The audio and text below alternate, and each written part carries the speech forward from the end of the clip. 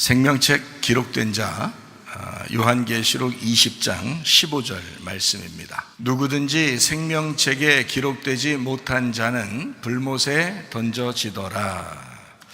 요한계시록은 우리가 요약하면서 전체적으로 한번 알고 있어야 되는 그런 말씀입니다.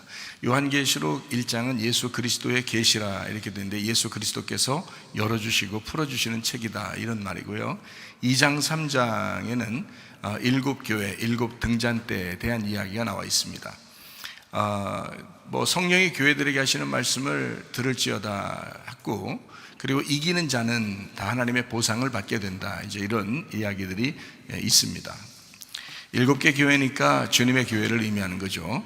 4장 5장에는 내생물 24장로 하늘 예배에 대한 이야기가 있습니다.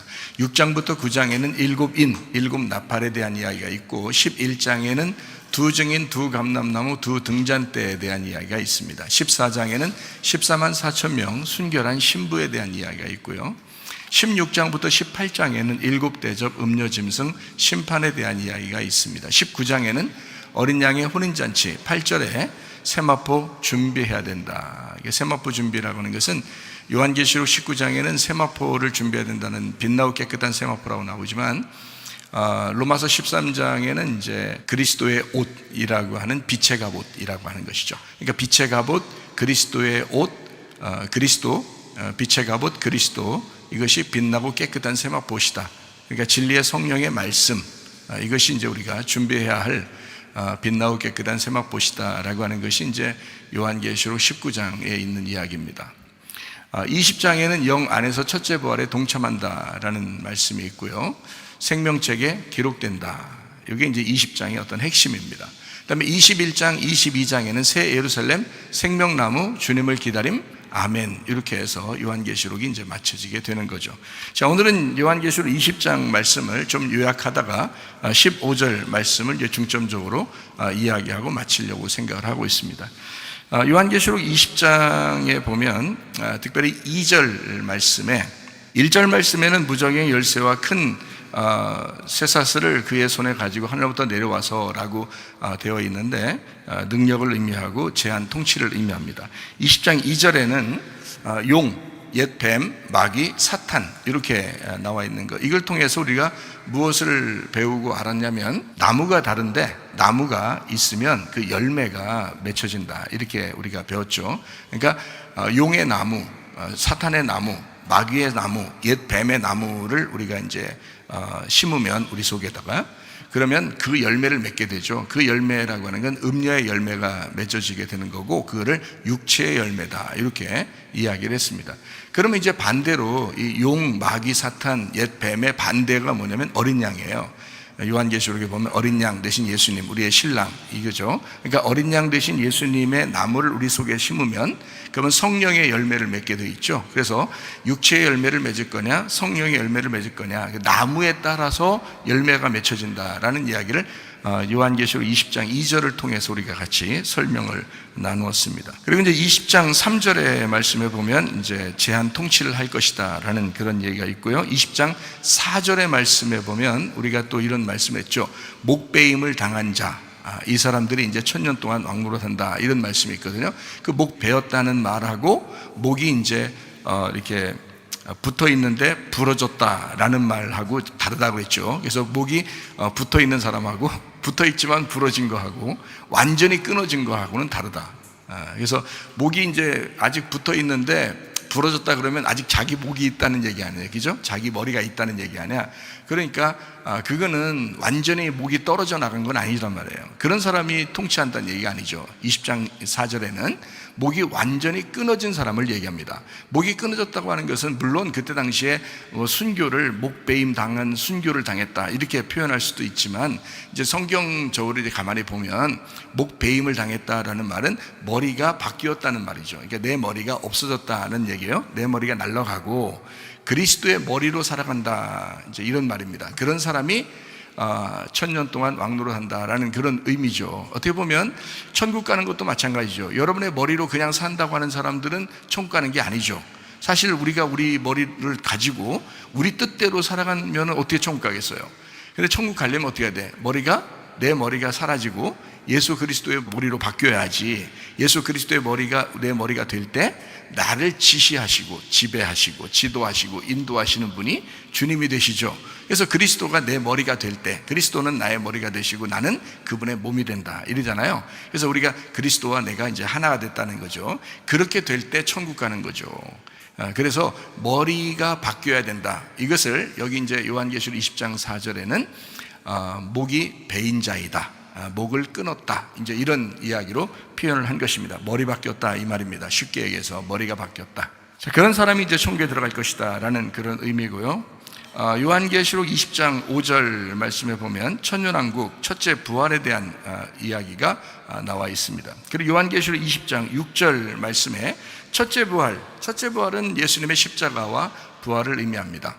거기에 이제 참여한 사람이 복이 있다라고 했는데 그 복 받은 사람은 어떤 사람이냐? 마태복음 5장 3절에 보니까 심령이 가난한 사람이 복을 받았다라고 돼 있죠. 그래서 복 받았단 말이 헬라어로는 마카리오스라는 단어고 히브리 말로는 바라크라는 단어다. 이 말은 이게 무릎을 꿇다라는 의미란 말이에요. 그래서 진정으로 겸손하고 진정으로 순종하고 진정으로 무릎을 꿇는 자, 하나님 앞에 기도하고 예배하는 그런 사람이 복이 있다. 이런 사람이 심령이 가난한 사람이고요, 복받은 사람이다 라는 그런 의미죠. 진짜 복이 뭐냐? 시편 133편 3절의 말씀에 보니까 영생하는 것이 복이다 이렇게 나와 있습니다. 그럼 어떻게 영생을 받느냐? 요한복음 17장 3절 말씀에 하나님과 그 아들 예수 그리스도를 아는 것이 영생이다 이렇게 나와 있습니다. 그러니까 하나님과 아들 예수 그리스도를 알고 그리고 영생하는 사람이 복을 받았는데 그 사람들은 심령이 가난해서 늘 무릎을 꿇고 예배하는 자이다. 이런 사람이 복받은 사람이, 이런 사람은 어떤 사람이냐? 첫째 부활에 참여한 사람이다. 이제 이렇게 이야기를 할 수가 있겠죠.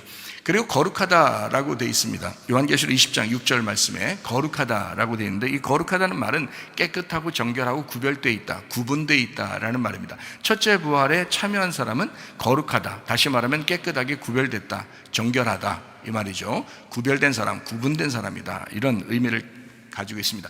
그러니까 이 사람들은 어떻게 해요? 둘째 사망이 없어, 다시 죽는 게 없다 이런 말이죠.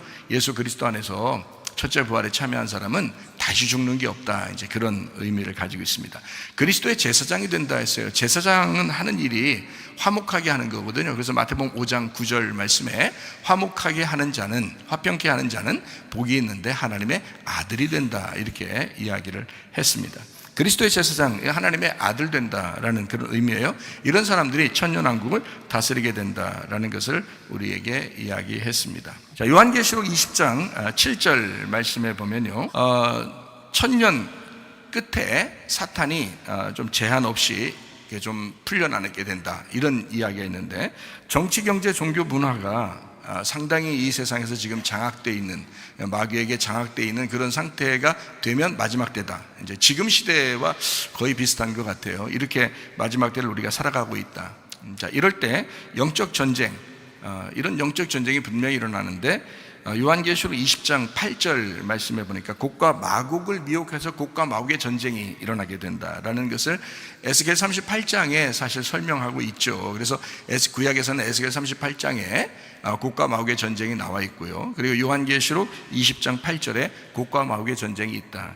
요한계시록 20장 9절의 말씀해 보니까 성도들의 진영, 사랑하는 도성, 이런 것들이 나오는 것을 봐서 이것은 영적 전쟁을 의미한다라는 것을 볼 수 있고요. 실질적으로는 이제 예루살렘, 이스라엘 이렇게 표현할 수 있지만, 그런데 이제 우리들이 보면 이것은 영적 전쟁이다. 왜 영적 전쟁이냐?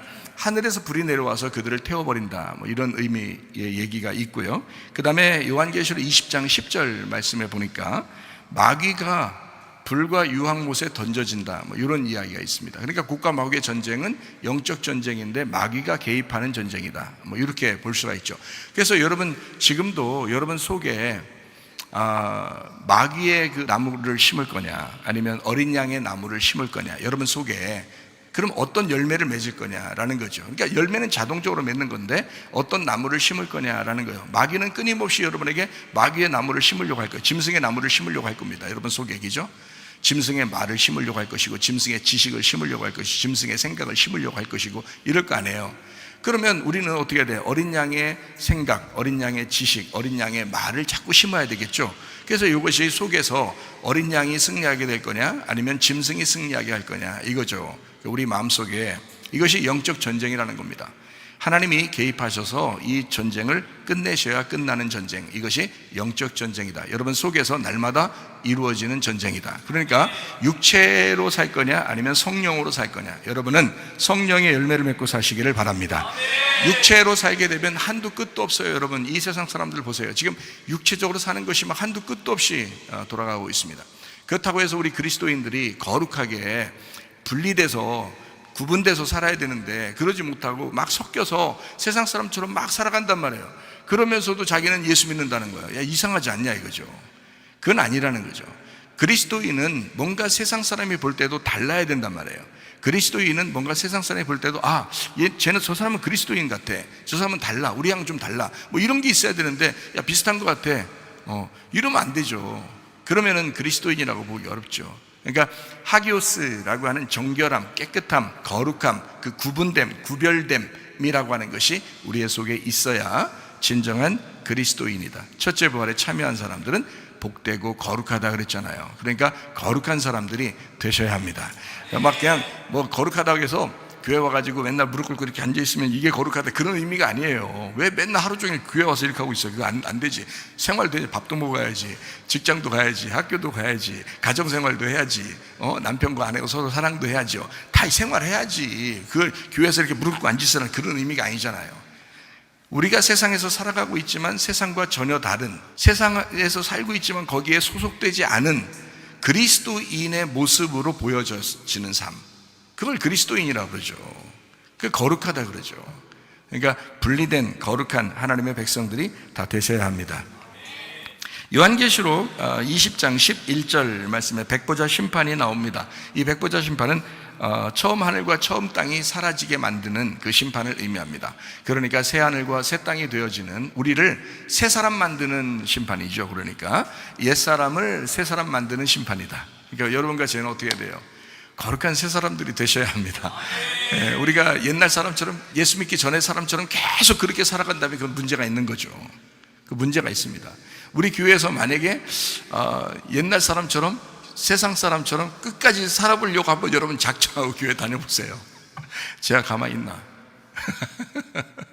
가만히 있어요. 저는요 끝까지 얘기합니다. 끝까지 집요하게 얘기합니다. 깨끗하게 살 때까지, 거룩하게 살 때까지 얘기하는 사람이에요. 제가 그렇게 얘기하면 좋겠어요? 아니면 그렇게 얘기 안 하고 그냥 눈 딱 감고 그냥 땡감 눈감 이렇게 하면서 그냥 지나갔으면 좋겠어요? 어떻게 하면 좋겠어요, 여러분? 제가 어떤 목사가 됐으면 좋겠어요? 말해줬으면 좋겠죠? 내가 만약에 성도라면 나 말해줬으면 좋겠어. 나 같으면 내가 만약에 성도로 산다면, 나 성도로 그냥 교회 다닌다면요, 저한테 뭐 얘기해줬으면 좋겠어요. 그런 거를 그냥 막 모르는 척하고 지나가고, 뭐 괜히 사람 좋은 척, 자기가 그냥 좋은 사람처럼 그냥 말 안 하면 좋은 사람처럼 보이잖아요. 저도 맨날 웃으면서 그냥 가만히 헬렐레 하면서 이렇게 다니면은 얼마나 사람들이 좋아 보이겠어요, 저를 볼 때. 그런데 저는 그렇게 살 수 없습니다. 끝까지 추적해서 얘기할 것입니다. 왜냐하면 그 사람이 거룩하게 살 때까지, 그 사람이 거룩하게 살기를 바라는 마음이기 때문에 그래요. 그래서 여러분에게 끝까지 얘기할 것입니다. 그러니까 하나님도 마찬가지예요. 백보자 심판은 우리를 깨끗하게 만들기 위한 심판이에요. 하나님께서 이런 걸 성경에 왜 써놨겠어요? 우리가 심판받아야 된다는 겁니다. 심판받아서 완전히 깨끗하게 새 사람 돼야 된다는 거예요. 너희들 죽어야 된다는 거예요. 그리고 새 사람 돼야 된다는 거예요. 이해가 되시겠습니까? 그런 심판이란 말이에요.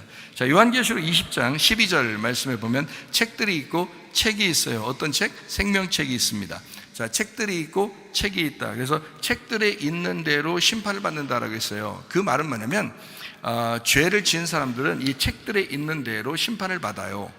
근데 책에 기록되잖아요. 그 책이라고 하는 생명책에 기록되면, 그 하나의 책에 기록되면 심판을 받질 않아요. 그래서 생명책에 기록되자고 제가 여러분에게 주장하는 거거든요. 이 생명책에 기록된 사람은 어떤 사람이 생명책에 기록됐겠어요?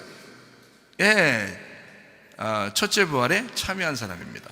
예수 그리스도의 십자가와 그 부활에 참여한 사람이 생명책에 기록된 거예요. 그러니까 우리 그렇게 살자는 거예요. 이왕 한 번 사는데 인생 한 번 살다 주님 만날 건데요, 그렇게 살자는 거예요. 얼마나 행복하고 좋겠습니까? 생명체에 기록된 삶. 그래서 우리는 그것을 생명에 의하여, 생명은 주어지는 은혜의 믿음이다. 그 믿음으로 우리가 사시고 그 믿음으로 천국 가는 것입니다.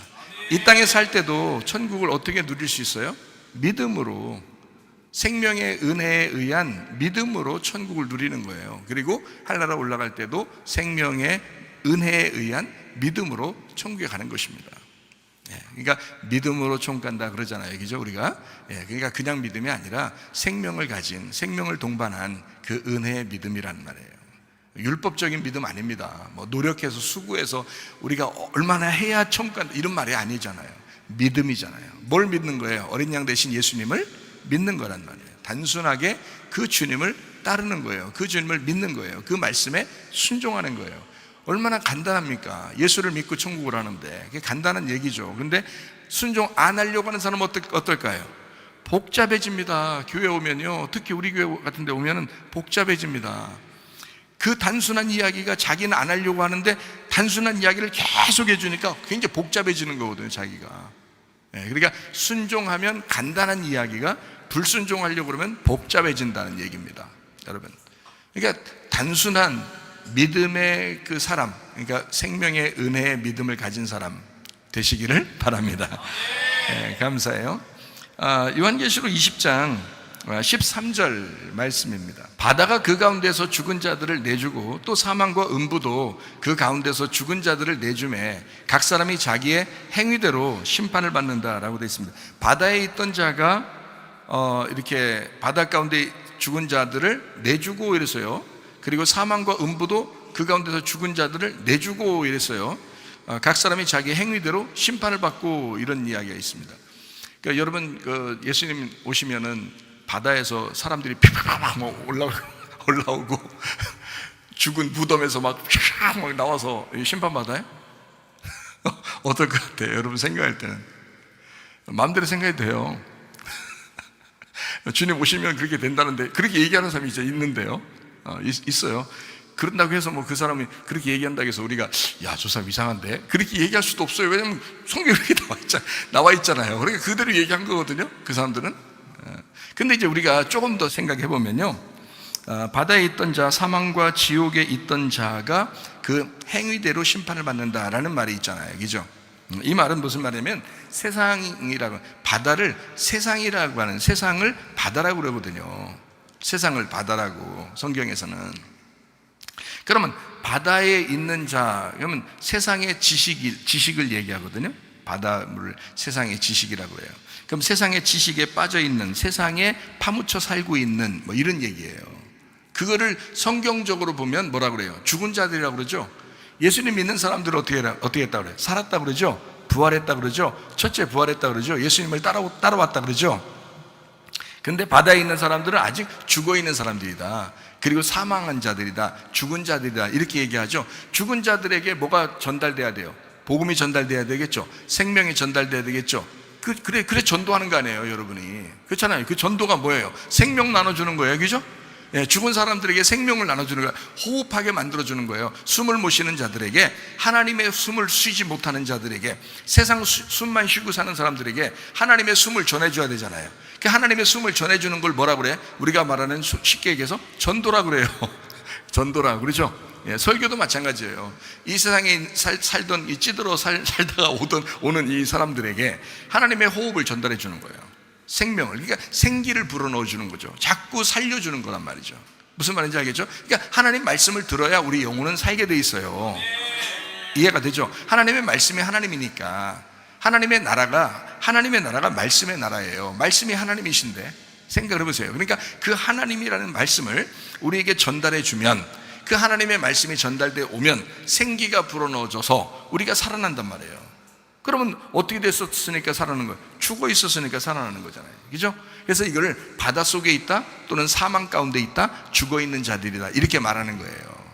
그런 사람들에게 복음이 전파되면 살아난다. 근데 주님이 오시면 심판한다, 그죠?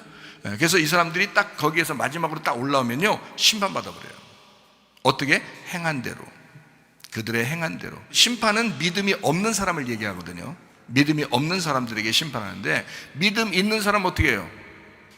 그냥 천국 가죠. 믿음 있는 사람 천국 가죠. 믿음 없는 사람은 뭘로 살아요? 행함으로 살잖아요. 믿음으로 사는 게 아니라. 이해가 되시겠어요? 무슨 말인가? 여러분, 천국 행함으로 가는 거 아닙니다. 믿음으로 가는 거예요. 근데 그 믿음을 행함이 있어야 진실한 믿음이라고 하는 거지. 무슨 말인지 알죠? 그러니까 믿음이 전제된, 이것이 생명인데, 믿음이 생명인데, 이것이 전제된 그 열매가 행함이라는 거잖아요. 그렇죠? 믿음이라는 나무가 있으면 열매라는 행함이 나타나는 거지요. 이해가 되죠? 근데 만약에 행함이 안 나타나는 거 보면, 열매가 없는 거 보면 나무가 죽어있는 나무라는 거죠. 그래서 행함이 없는 믿음은 죽은 것이다, 이렇게 얘기한 거예요. 그러니까 믿음과 행함은 같이 나와야 되는 거죠. 근데 믿음 없이 행함만 나타났다, 믿음 없이 율법으로 구원받으려고 했다, 믿음 없이 자기의 수고나 노력만 했다, 자, 이런 사람들이 어때요? 구원받은 거 아니죠? 그러면 이 사람들은 그 행함으로 심판을 받게 돼 있다. 이해가 되겠죠? 믿음이 없으니까 심판받는다라는 거예요. 행위대로 심판받는다는 거죠. 믿음이 있는데 행위대로 무슨 심판을 받아요? 생각을 해보세요. 믿음이 있는데, 믿음으로 총 가는 사람인데 어떻게 그 행위가 심판받아요? 생각해보세요. 말이 안 되죠? 예, 믿음이 있으면 행함으로 총 가는 거지. 믿음이 있으니까 그 행함으로 믿음이 진짜가 돼가지고 진짜 믿음이 돼서 총 가는 거지. 근데 믿음이 없으면 어떻게 해요? 행함을 아무리 해도 그 수고나 노력은 율법이 돼버리잖아요. 그러니까 율법은 우리를 심판하거든. 그러니까 행위대로 심판한다라는 말이 여기에 써 있는 것입니다. 무슨 말인지 알죠? 그러면 죽을 때는 어떻게 해요? 우리가 죽을 때는요, 예수님 오실 때 딱 다 심판하나요? 아니면 우리 죽을 때는 어떻게 되죠? 죽는 거는 우리 한번 생각해 봅시다. 죽을 때는, 오늘 죽었다고 생각해 보세요. 그럼 어떻게 해요? 오늘 진짜, 아니 제가 말하는 영적 죽음을 얘기하는 게 아니라 진짜 꼴까다 이렇게 죽었다 해봐요. 그럼 여러분이 지금 오늘 갖다 죽었으면 어떻게 될까요? 천국 아니면 지옥이에요. 지금 심판받는다고. 지금 죽으면 그 즉시 심판받습니다. 무슨 행위대로 심판받는 얘기를 왜 하겠어요? 생각해 보세요. 지금까지 죽은 사람들은 그 즉시 심판이에요. 천국 아니면 지옥이야. 이해가 돼요? 여기서 말하는 것은 무엇인가 설명해 주고 싶어서 얘기하는 거잖아요. 요한계시록에 20장에 얘기하는 건. 자, 이해가 되죠? 나중에 심판받는 게 아니고 죽으면 바로 즉시 심판받습니다. 딱 판가름 나요. 천국 아니면 지옥. 여러분, 이렇게 남겨놓고 있다가, 한참 남겨놓고 있다가 예수님 오시면 다시, 예수님 오시면서 다시 이렇게 심판하시고 뭐 이렇게 그러지 않아요. 이미 다 천국 아니면 지옥이에요. 이미 다 끝났어요. 딱 죽자마자 끝나는 거예요. 여러분, 지금 믿음 있느냐? 지금 믿음이 없느냐? 너 믿음으로 지금 사느냐? 믿음으로 살지 않고 있느냐? 너는 네 속에 있는 나무가 어린 양의 나무를 심었느냐? 아니면 짐승의 나무를 심었느냐? 요거를 판가름하신다고요. 바로 즉시 판가름 납니다. 자, 요한계시록 20장 14절 말씀에 사망과 음부도 불못에 던져지니 이것은 둘째 사망 곧 불못이다 라고 되어 있습니다. 이것이 둘째 사망이라고 그래요. 고린도전서 15장 26절 보겠습니다. 맨 나중에 멸망받을 원수는 사망이니라. 그래서 이 사망은 마지막 끝을 얘기해요. 그래서 마지막, 너 인생의 끝도 사망이잖아요. 그죠? 우리 인생의 끝도 사망. 주님이 재림하신다는 것도 우리 인생의 모든 마지막, 그 사망. 그래서 모든 것은 다, 사망이라는 것은 다 끝이에요. 끝. 출생이라고 하는 건요, 시작을 얘기하는 거고요. 창조라는 것도 시작을 의미하죠. 근데 사망, 죽음, 이런 건 다 마지막 끝을 의미합니다. 심판, 그걸 둘째 사망이라고 해요. 우리는 거기에 해당되지 않아요. 왜? 첫째 부활에 참여하고 있으니까. 첫째 부활에 참여한 사람은 둘째 사망이 없다 그랬잖아요. 그러니까 둘째 사망이 없으니까 다시 말하면 뭐가 없다는 말이에요? 다시는 죽음이 없다라는 것이 되죠. 그러니까 그 죽음을 넘어간 거죠. 그 죽음을 넘어가지 못하고 거기에 매이면, 그 죽음에 매이면 멸망받을 원수와 같이 죽는 거예요. 그죠? 그게 하나님과 영원히 분리되는 삶이란 말이에요. 그걸 지옥이라 그런다고요. 하나님은 하늘나라에 계시죠. 그죠? 천국에 계시겠죠? 하나님 나라겠죠? 반대로 지옥은 뭐겠어요? 마귀가 있는 곳, 원수가 있는 곳, 사탄이 있는 곳, 이러지 않겠어요? 그죠? 그러니까 내가 천국에 가지 못하면 지옥에 간다. 그 말은 뭐냐면, 하나님 안에 내가 거하여 살지 못하면 마귀에게 거하여 살게 된다, 이 말이에요. 내가 하나님과 함께 동행하여 살지 못하면 마귀에게 매여서 살게 돼 있다. 이것이 지옥이죠. 여러분, 지금 시대에도, 지금 시간에도 여러분이 천국을 사는 사람이 있고 지옥을 사는 사람이 있을 거란 말이죠. 어디에 매여서 살고 있느냐 이거예요. 여러분은 성령의 열매를 맺고 살고 있느냐, 육체의 열매를 맺고 살고 있느냐. 여러분은 어린 양에게 매여 있느냐, 아니면 짐승에게 매여 있느냐. 자, 어떻게 살고 있느냐? 천국을 살고 있느냐, 지옥을 살고 있느냐, 이렇게 되는 거죠. 여러분, 지금 이 시간에도 우리는 천국이냐 지옥이냐 이렇게 판가름 나죠. 우리가 죽을 때는 영원히 그 사망이라고 하는 것을 통해서 하나님과 영원히 분리가 된다라는 거죠. 그것을 사망이다, 마지막 원수가 사망이 된다라는 말입니다. 요한계시록 20장 15절 말씀입니다. 누구든지 생명책에 기록되지 못한 자는 불못에 던져진다라고 되어 있습니다. 그럼 생명책에 기록돼야 되겠네요, 그죠? 생명책에 기록되지 못하면 불못에 가니까, 그러니까 이제 생명책에 기록돼야 되겠네요. 그럼 생명책에 어떤 사람이 기록되는 거예요? 어떤 사람이 생명책에, 요한계시록 20장만 보면은, 20장만 보면서도 이해할 수 있죠. 쭉 지금 앞에서부터 이야기를 했잖아요. 그런 생명책에 기록된 사람이 어떤 사람이겠구나라는 걸 금방 알 수 있죠. 어떤 사람이겠어요? 예, 목베임 당한 사람. 아까 그랬죠, 그죠? 목베임 당한 사람. 목베임 당한 사람이 생명책에 기록되는 거죠. 목베임 당하면 누가 머리가 된다는 얘기예요? 예, 그리스도가 머리가 된다는 얘기예요. 그리스도가 머리가 된다는 얘기예요. 그러니까 내 머리가 아직도 달려있는 사람은 생명책에 기록되지 않겠네요, 그죠? 불못에 가겠네요. 그러면 내 머리가 아니라 그리스도의 머리로 바뀌면 어떻게 되겠어요? 예, 생명책에 기록되겠네요, 그죠? 자, 그러니까 첫 번째는 뭐냐면 목베임을 당해야 되겠구나. 아, 내 뜻대로 살지 말아야 되겠구나. 아, 내 생각대로 살지 말아야 되겠구나. 그리스도의 뜻대로 살아야 되겠구나. 그리스도의 생각대로 살아야 되겠구나. 아, 내 복이 좀 날아가야 되겠구나. 이렇게 생각을 해야 되겠죠. 그러니까 제가 끝까지 추적한다는 건요, 이런 거 만들려고 그러는 거예요. 내가 만들지는 않죠. 말씀이 그런 걸 만들어야 되고, 저는 이제 사명자로서, 주님의 종으로서 그 일을 맡은 자죠, 그냥. 그래서 그냥 뭐 안내해 주는 거죠. 안내해 주는 거예요. 안내원이에요, 안내원. 천국에 가는 안내원. 이리 오세요. 이리 오세요. 이렇게 안내해 주는 거예요. 잘 따라오셔야 돼요. 안내원 잘 못 따라가면, 길 모르는 데 가면요, 안내원 잘 안 따라다니면 길 잊어버립니다. 그렇죠? 그러니까 잘 안내해 줄 때 따라오셔. 어떤 사람이 생명책에 기록된다고요? 이렇게. 어떻게? 요거. 목베임 당한 사람. 그 사람이 생명책에 기록되는 사람이다.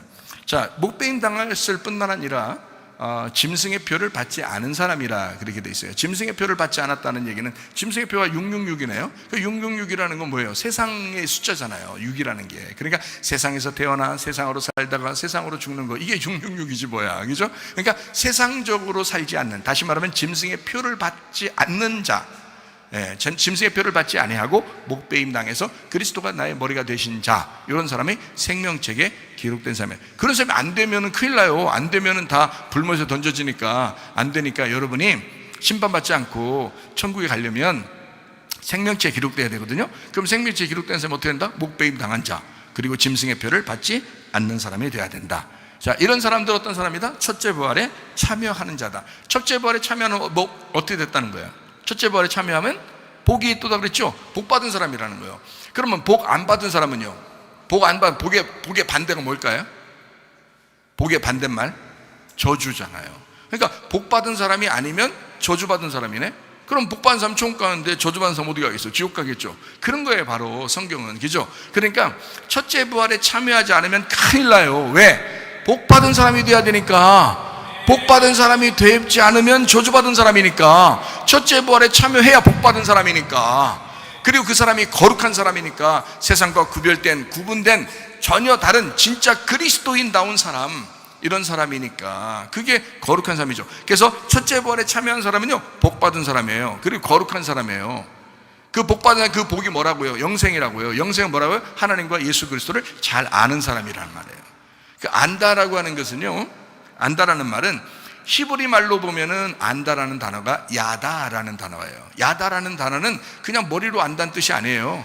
몸과 마음으로 알았다는 뜻이에요. 몸과 마음으로 안다, 야다. 이 야다라는 말이요, 동침한다라는 단어거든요. 그러니까 하나님과 예수 그리스도를 아는 자이다 라고 하는 이 말이, 영생은 하나님과 그 아들 예수 그리스도를 아는 자, 동침한 자이다. 하나님하고 동침한 자, 예수 그리스도와 동침한 자이다. 동침하면 안다잖아요. 동침하면 동침하면 아는 거죠. 잘 아는 거예요. 그럼 열매가 나오잖아요. 아들도 나오고 딸도 나오고 그러잖아요. 그러니까 동침한단 말이에요. 그러니까 하나님과 아들 예수 그리스도를 내가 잘 알았다. 그렇게 몸과 마음으로 알았다. 그런 사람은 영생하다. 그 영생하는 사람이 복받은 사람이다.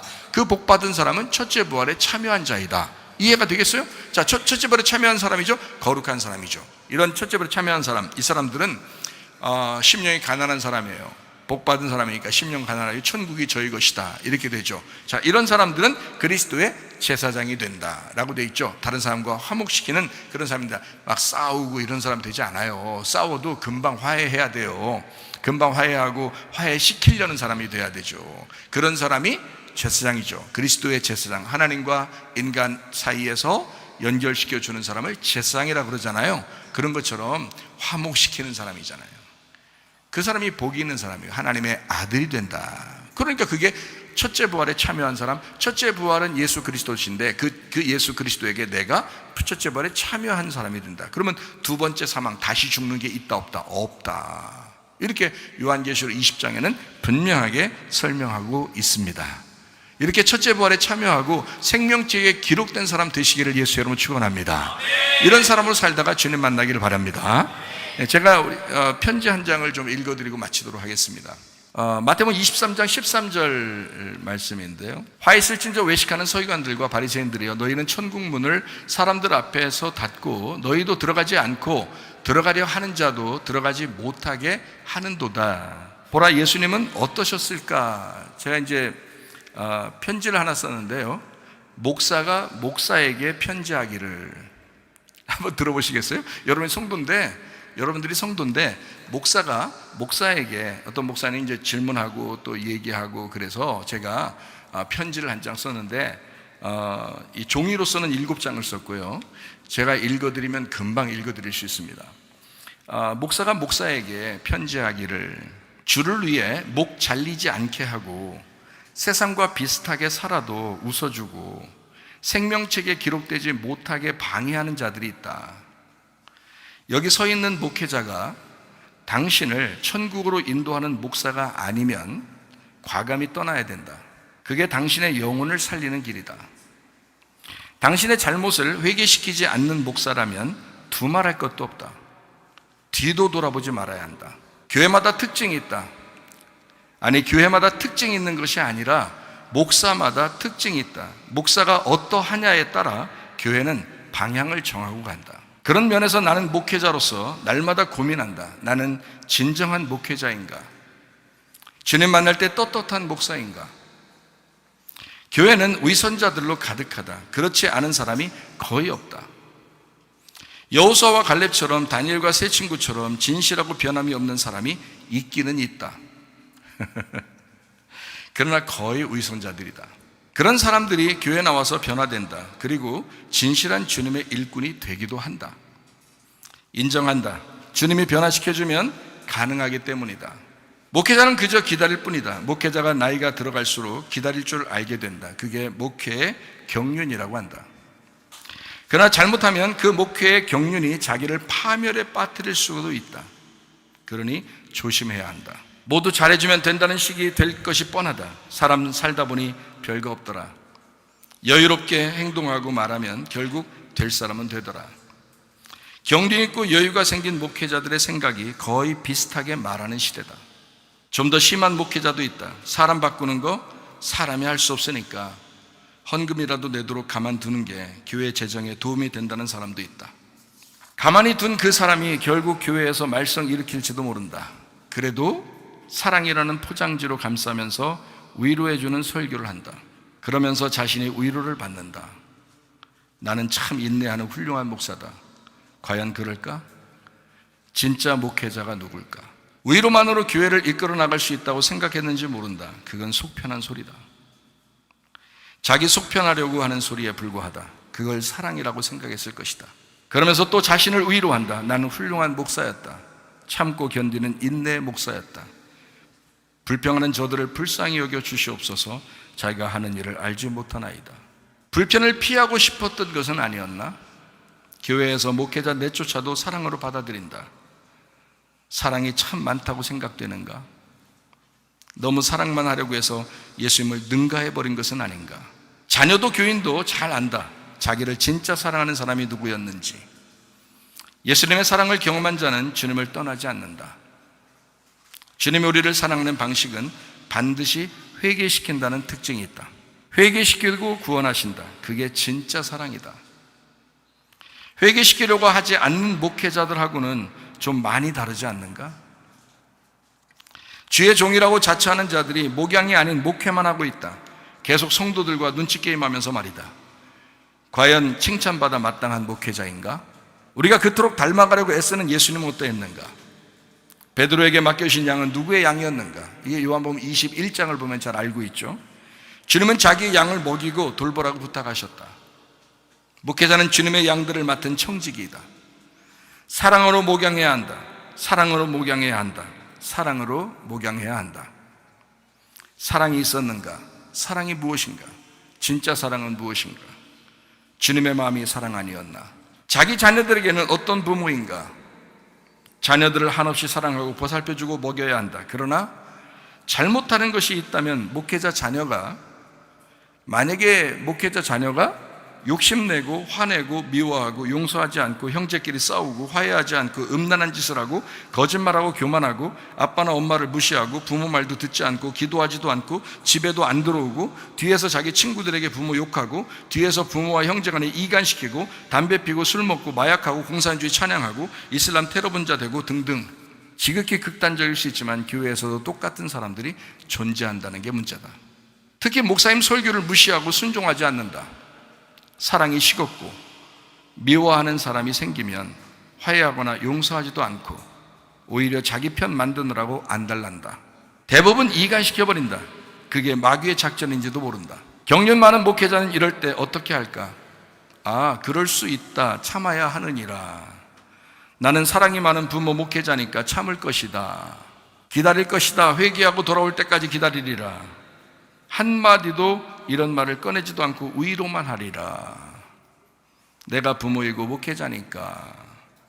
듣기 불편한 소리 하면 나를 싫어할 수도 있으니까 좋은 게 좋은 거로 덮고 지나가면 어느 날 좋게 변하겠지. 자, 여기까지 100번 양보하여 참 훌륭한 부모라고 하자. 참 훌륭한 목회자 납시였다고 하자. 그러나 잘 생각해보라. 목회자 자녀도 교인 중에 중직자들도 개망나니 같은 자들이 얼마나 많은가. 목회자 자녀라고 할지라도 다 훌륭한 거 아니잖아요.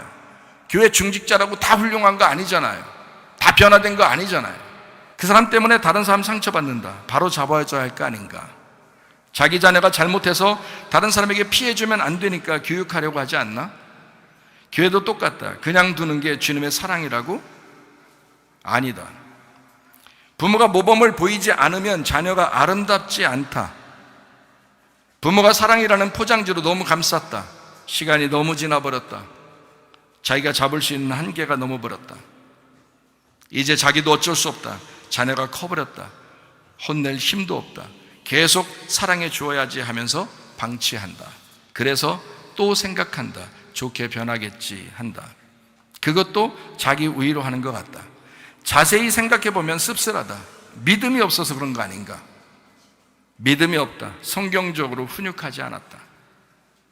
자녀를 믿음으로 훈육해야 한다. 교인도 믿음으로 훈육해야 한다. 지금 시대는 더 그렇다. 마귀가 좋아하는 세상으로 모두 세팅되어 있기 때문이다. 사랑을 잘 몰라서 그런 소리 하는 건 아닌가? 어느 부모가 자기 자녀를 사랑하지 않겠나? 어느 목회자가 교인들을 사랑하지 않겠나? 사랑하는 방법이 다를 뿐이다. 목회자는 자기 자녀에게 하는 것만큼만 교인들을 대하면 된다. 자녀 교육하듯이 하면 된다. 믿음의 이중인격으로 살지 말아라. 자녀에게 대하는 것과 교인들에게 대하는 것이 다르게 하지 마라. 자녀가 잘못할 때 그대로 두는 부모라면 교인이 잘못할 때도 그대로 두는 목회자가 되어라. 그게 정직한 것이다. 근데 자녀가 잘못할 때 가만둘 수 없는 부모라면 교인이 잘못할 때 가만둘 수 없는 목회자가 되어라. 그게 정직한 것이다. 나는 자녀들과 교인들에게 훈육을 똑같이 하는 편이다. 믿음의 가닥을 그렇게 잡았다. 사랑하지만 사랑하는 방식이 서로 다르다고 해서 비난받을 이유는 없다. 교회 다니는 학생이 교회를 많이 빠진 날이 있었다. 그리고 어느 날 담배를 피운다는 이야기를 들었다. 교회를 아예 안 다니면 말을 안 했을 것인데 교회를 다시 나왔다. 우리랑 같이 살았었던 사랑하는 학생이라 그를 불러서 확인했다. 담배를 다시는 피우지 않았으면 좋겠다고 담배 잡는 손을 밥주걱으로 혼내준 적이 있다. 후회하지 않는다. 세상에서는 좋지 않다고 금연 캠페인을 벌이는 걸 교회 다니는 사람이 왜 그렇게 하냐고 한 것이기 때문이다. 어른이면 말로만 했을 것이지만 학생이니까 훈육을 했다. 요즘 같은 시대에 그렇게 혼내면 어떡하냐고 걱정하지 마라. 그렇게 혼낼 일도 없고 그렇게 혼내지도 않는다. 예를 들자면 그런 식으로 간절한 마음이 있었다는 얘기다. 지금은 목사님 말씀이 맞다 하고 자기가 잘못됐다고 했단다. 나는 그거면 족하다. 잘 생각해보자. 믿음의 부모로서, 믿음의 목회자로서 믿음으로 키운 자녀들도 있다. 세상보다 주님을 더 사랑하는 자녀로 변할 것이다. 반드시 그렇게 된다. 예수님 어떻게 하셨을까? 나는 죽기 살기로 내 자녀의 잘못을 막으려고 할 것이다. 가만히 있을 수 없다. 분통 터져서 그냥 둘 수 없을 것이다. 지구 끝까지 쫓아가서라도 회개시킬 것이다. 내가 원래 좀 그렇다. 한다면 한다. 내가 사랑하는 자녀니까 가만히 보고만 있을 수 없다. 말할 기회가 있을 때마다 끝까지 말을 할 것이다. 내가 부모로서 목회자로서 해야 할 일을 할 것이다.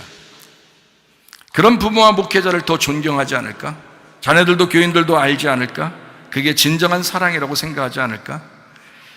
믿음의 본성이 알고 양심이 알 것이 아닌가? 그런 부모 밑에 있는 자녀가 더 행복한 자녀이고 그런 목회자 밑에 있는 교인이 더 행복한 교인이 아닐까?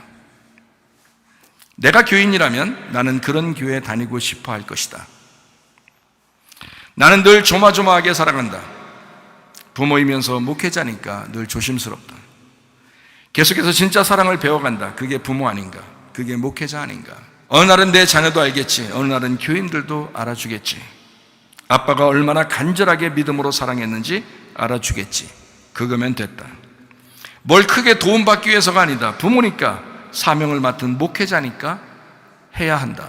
마태복음 23장에 서기관들과 바리새인들이 있었다. 예수님은 그들과 얘기하면서 가만히 못 본 채 하고 가신 적이 없다. 꼭 싸우신다. 그들이 먼저 싸움을 걸기도 했다. 그냥 예수님이 사랑으로 지나칠 수도 있었는데 꼭 싸우신다. 왜 그러시는 줄 아는가? 예수님이시니까 그런 거다. 예수님이 예수님 하셔야 하니까 그냥 지나칠 수 없었던 거다. 그들도 사랑하셨기 때문에 그냥은 못 지나가신다. 지금의 목회자들이여 당신에게 묻는다. 당신은 예수님의 마음을 가졌는가? 아니면 그냥 지나쳐 지나가면 그만이라고 생각하는가? 나도 때로는 못 본 채 하고 지나치려고도 해봤다. 그런데 나를 다시 부르신 주님이 나를 가만 놔두지 않는다. 내 믿음의 양심이 호소하고 부르짖는다. 도저히 견딜 수 없다. 내 자녀에게 하듯 교인들에게도 똑같이 얘기한다. 어렵지 않다. 우리 모두 회개하면 그만이다. 주여, 우리는 무익한 종이라 하여야 할 일을 했을 뿐입니다. 누가복음 17장 10절 말씀입니다. 이와 같이 너희도 명령받은 것을 다 행한 후에 이르기를 우리는 무익한 종이라 우리가 하여야 할 일을 한 것뿐이라 할지니라. 모든 것을 다 해도 사랑이 없으면 안 된다. 고린도전서 13장에 있는 말씀처럼 사랑하는 방식이 서로 다르더라도 진정한 사랑이 있어야 한다. 가만두는 것이 사랑은 아니지 않는가? 자기를 먼저 돌아봐야 한다. 나는 진짜 부모인가? 나는 진짜 목회자인가? 자기 자녀에게 하듯 다른 교인들에게도 대하면 된다. 먹을 거, 입을 거, 쓸 거 등등 똑같이 해주라는 말이 아니다. 교인들도 자기 가족들이 있고 그런 것은 자기들 가족들이 우선일 것이다. 목회자도 한 가정의 가장이요 부모이며 남편이기 때문에 다른 사람보단 가족을 먼저 돌봐야 한다. 그러나 내가 얘기하는 건 믿음 생활을 얘기하는 것이다. 믿음에 있어서 자녀들이나 교인들에게 똑같은 잣대로 대하여야 한다는 걸 의미한다. 주님을 다시 만나기 전 나는 부끄럽고 후회할 만한 인생을 살았다. 아무것도 모르고 주님 일한다고 덤벼댔다. 실패하고 난 이후에 주님을 다시 만났다. 우리 자녀가 지옥 가면 안 된다는 간절한 마음이 생겼다. 자녀들에게 울면서 회개하고 복음을 전했다. 이제는 가정에서나 교회에서나 주님의 마음을 알 것 같아 내 마음이 쓰릴 때가 있다. 히브리서 12장하고 잠언서하고 구약 선지서하고 율법서는 모두 하나님의 징계가 합당하다고 나와 있다. 하나님도 자녀가 회개하기를 원하신다. 그게 진짜 사랑이다. 주님이 오셔서 첫 번째 외치신 것도 회개하고 복음을 믿으라는 것이었다. 마가복음 1장 15절 말씀입니다. 이르시되 때가 찼고 하나님의 나라가 가까이 왔으니 회개하고 복음을 믿으라 하시더라. 예수님이 하신 말씀입니다. 우리는 모두 선한 청지기에 불과하다. 베드로전서 4장 10절 말씀, 각각 은사를 받은 대로 하나님의 여러 가지 은혜를 맡은 선한 청지기같이 서로 봉사하라. 우리의 시간도 물질도 생명도 부모도 남편도 아내도 내 자녀도 주님이 맡겨주신 것이다. 모든 것이 주님의 것인 걸 인정하는가? 주님의 마음에 맞게 키워내야 할 책임이 있다. 그러니까 방종하게 가만 놔둬서는 안 된다. 자녀와 교인의 믿음을 확인해라. 말씀으로 강력하게 양육해라. 우리 교인도 주님이 맡겨주신 것이다. 주님의 마음에 합당하게 성장시켜야 한다. 그래서 성경 공부도 하고 교회마다 제자 훈련도 하는 게 아닌가. 정말 믿음으로 훈육하고 성장시켜야 한다. 주님 다시 만날 때 후회 없는 부모가 되어야 한다. 주님 다시 만날 때 후회 없는 진실한 목회자가 되어야 한다. 지금부터라도 자기 양심에 부끄럽게 살지 마라. 스스로 위로하지 말고 성경의 규칙을 따라 살아라. 주님의 마음을 닮아 살아가라. 아름다운 그리스도인이 되어라. 아름답다는 말은 지극히 자기답다는 말이다. 남편은 남편답게 살아야 아름답다. 아내는 아내답게 살아야 아름답다. 부모는 부모답게 살아야 아름답다. 자녀는 자녀답게 살아야 아름다운 것이다. 그리고 성도는 성도답게 살아야 아름답다. 목회자는 목회자답게 살아야 아름답다. 목사는 목사다운 아름다움이 있어야 한다. 목사의 사명을 잃어버리지 말아야 한다. 목사답게 목회해야 한다. 목사의 사명을 부여받은 나를 만나는 자가 회개하고 복음을 믿어 생명책에 기록되도록 인도해 주어야 한다. 이게 요한계시록 20장의 말씀입니다. 예수님처럼 자기 자신에게도 진실하게 믿음으로 살자. 항상 기뻐하라. 쉬지 말고 기도하라. 범사에 감사하라. 이 하나님의 뜻이니라. 데살로니가전서 5장 16절부터 18절까지 말씀입니다. 항상 기뻐하라. 쉬지 말고 기도하라. 범사에 감사하라. 이것이 그리스도 예수 안에서 너희를 향하신 하나님의 뜻이니라. 하나님의 뜻대로 살다가 주님 만나시기를 바랍니다. 한번 기도하겠습니다. 우리 하나님 앞에 기도할 때, 하나님, 내가 생명체에 기록된 자가 되게 하옵소서. 첫째 부활에 참여한 자가 되게 하옵소서. 진실로 그리스도인답게 살다가 주님 만나게 하옵소서. 기도합니다. 우리 하나님 아버지의 사랑과 은혜를 감사를 드립니다. 주의 뜻대로 살다가 주님 만나게 하시옵소서. 하나님 아버지, 우리가 주님과 동행하게 도와 주시옵소서. 아버지, 그리스도인답게 살게 하옵소서. 생명책에 기록된 자가 되게 하옵소서. 첫째 부활에 참여하는 자 되게 도와 주시옵소서. 비염은 떠나갈지어다. 아토피 떠나갈지어다. 위장병 떠나갈지어다.